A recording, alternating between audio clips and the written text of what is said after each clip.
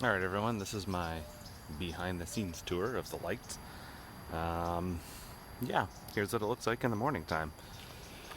Uh, so I guess we'll start off with the curb. We got arches.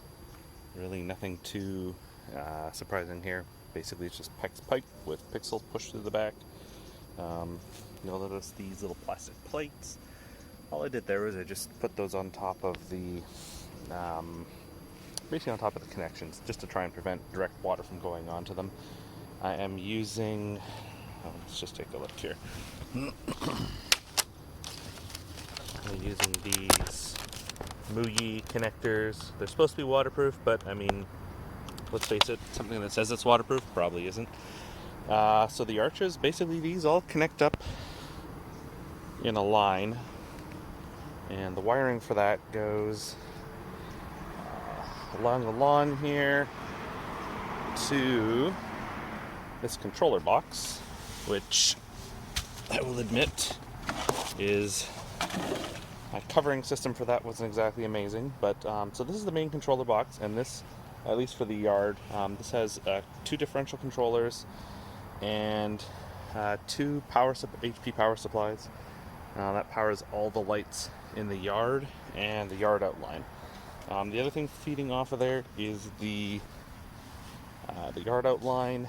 It basically just starts and goes along the back and then the side. And so what I did for this, you can see it's basically just these can't remember what they're called, but I got these from Reiwu. They're basically just these little hammer and staples to keep these on. It's on little pieces of 1x2 fur that I painted, and then I used plastic landscaping spikes to hold it down. There's 3 holes per, and then to get the height proper, let's see if I can find a good example of it. I can't find it.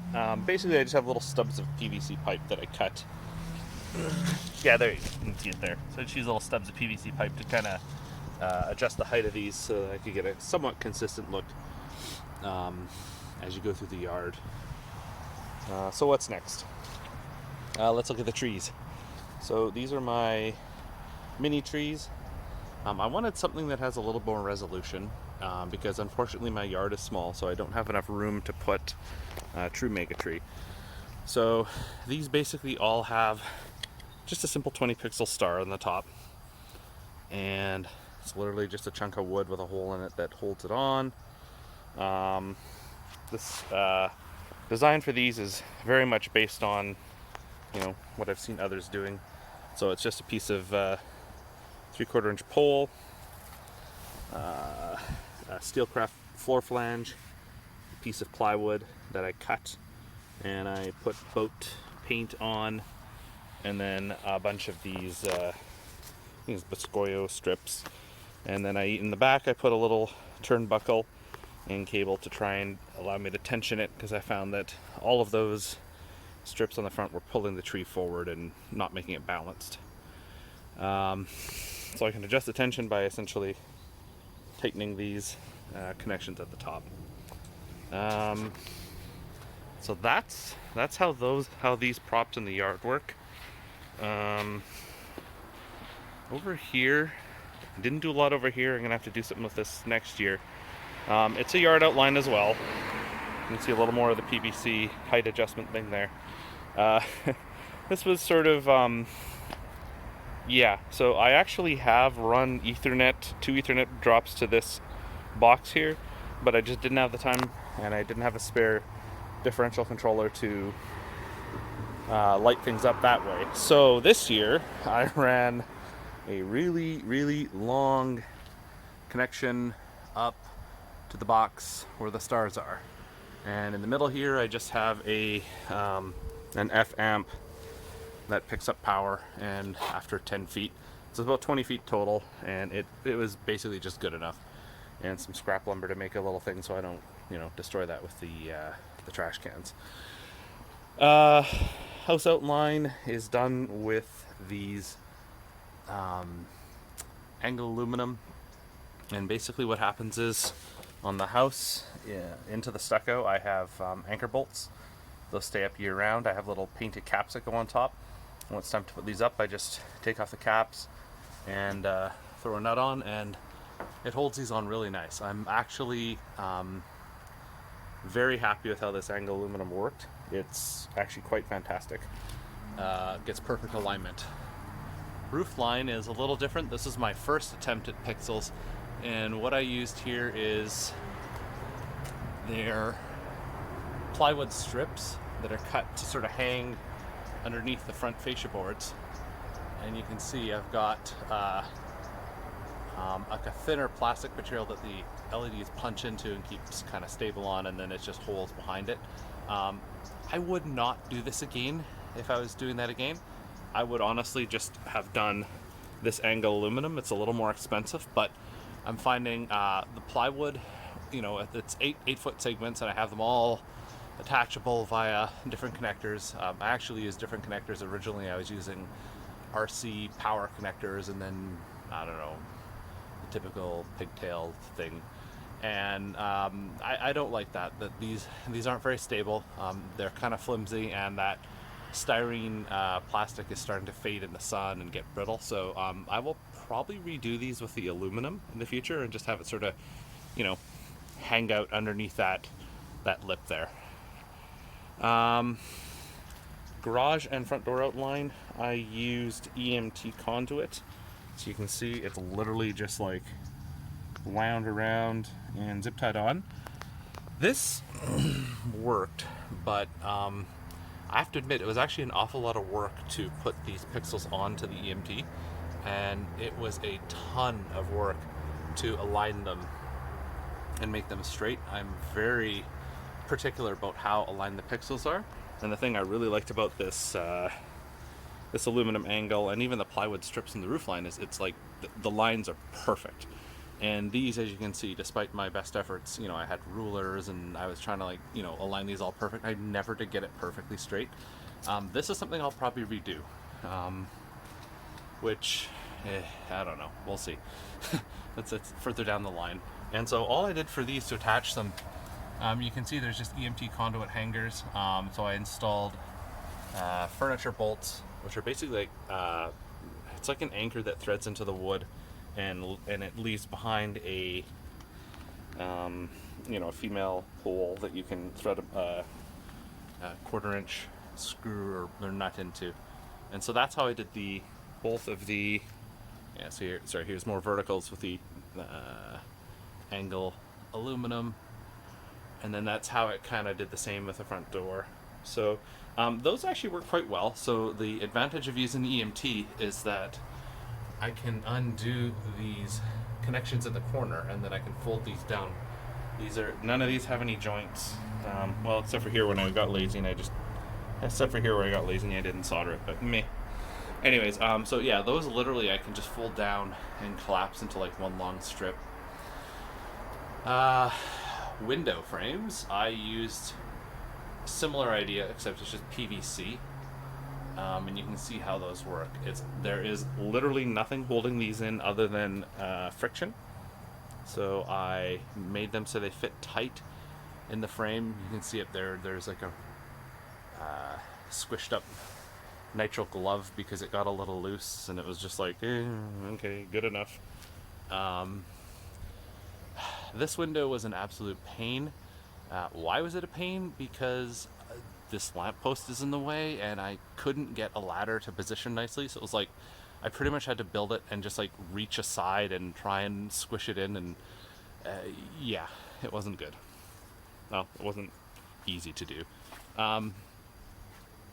These trapezoid windows were a pain in the butt because I had to use a heat gun and sort of heat up the corner fittings at the top. It works. Again, the big problem I have with these window frames is the same thing I complained about with the garage doors, that it was very difficult to get the pixels into good alignment. I'm honestly probably going to redo all of these window frames at some point. It's not high on my priority list, but it's something I'd like to do, especially because you can see here, this window frame got big and it sort of, the PVC sags. So that's how that works. So I have a few things in this front of the display that are run from a controller that is literally in the garage behind this wall. And that is basically the roof lines and these vertical elements. And then up above the door here, you can see I've got power, and there is a data line that comes down and it goes to the front door.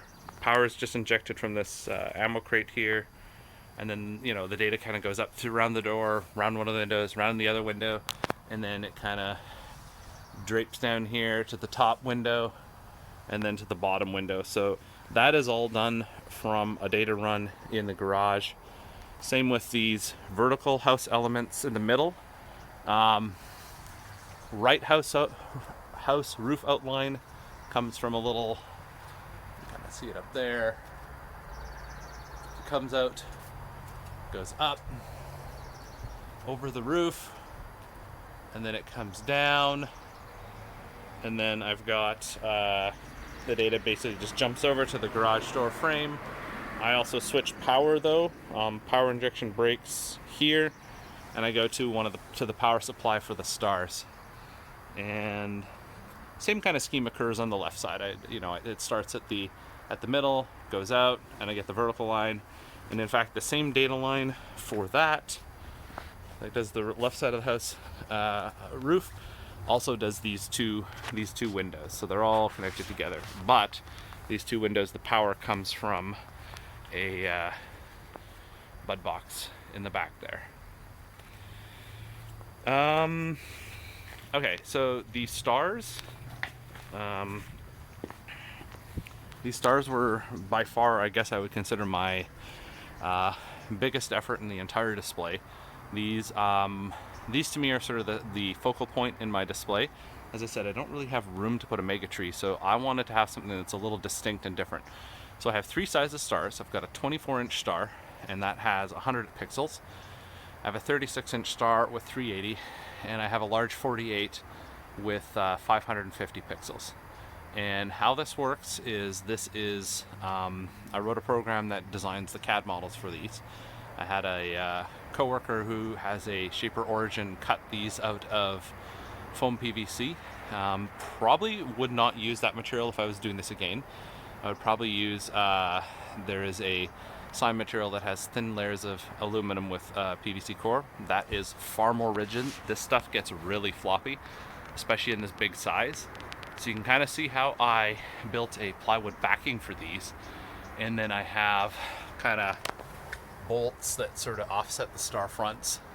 Yeah, it works. It's a little pain. I had a whole bunch of pixel failures in the 36-inch star over here.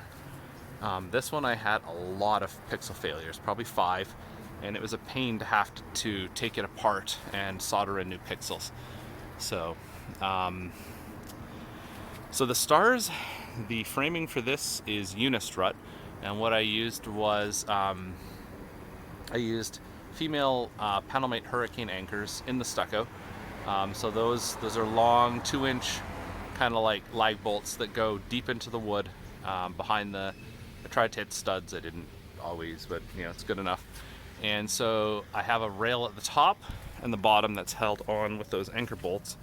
And then what I did was over here and over there, the verticals are basically just put in place to where I wanted the stars.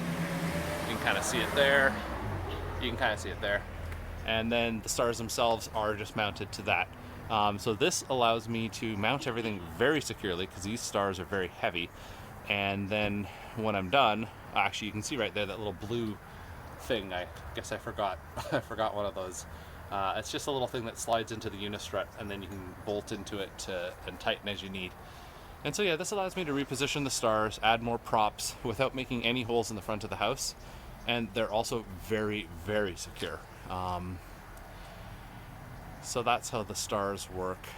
And I'm trying to think what else I have that's interesting. I guess I can come back and open up the boxes and show you what's inside them. You'll notice I do have a lot of cameras, so theoretically no one can steal my stuff. For security for things, I didn't want these walking away. We've had a tendency in our neighborhood to have Christmas decor walk away, so I just used some ground anchors, cable lock, and I just sort of wrapped it around. It is literally just a deterrent. If someone really wanted to, they could cut this very easily, and I'm not too concerned about that. I just wanted to assume that the inflatables in the neighborhood would go before my trees, because I know that honestly people would steal this and just chuck it because it's absolutely worthless to them.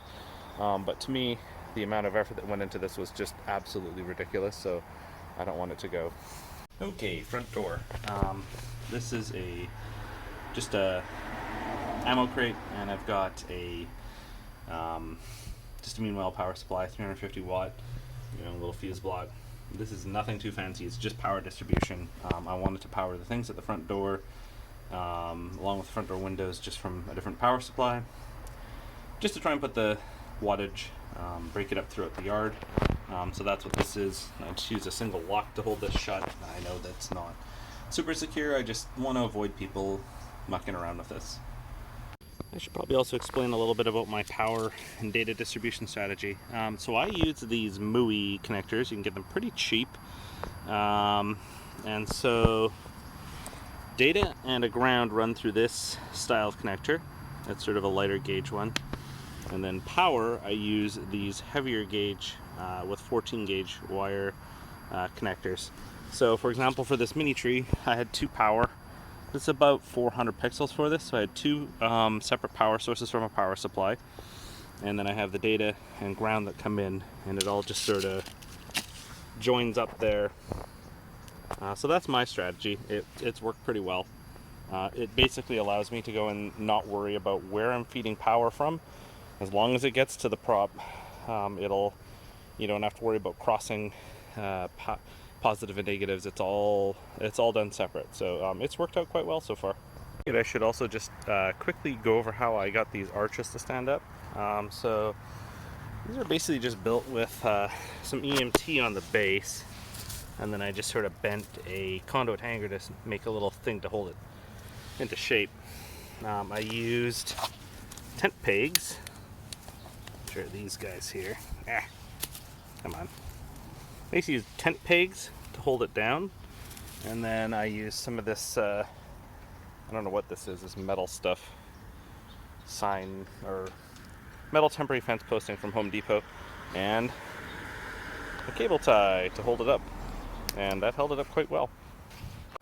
Alright, this is just to give an idea of how I've concealed the holes that I used to hook up the unistrut. At a quick glance, you're not really going to see them. However, basically there they are. These are just a little screw hole. And I got another one over here.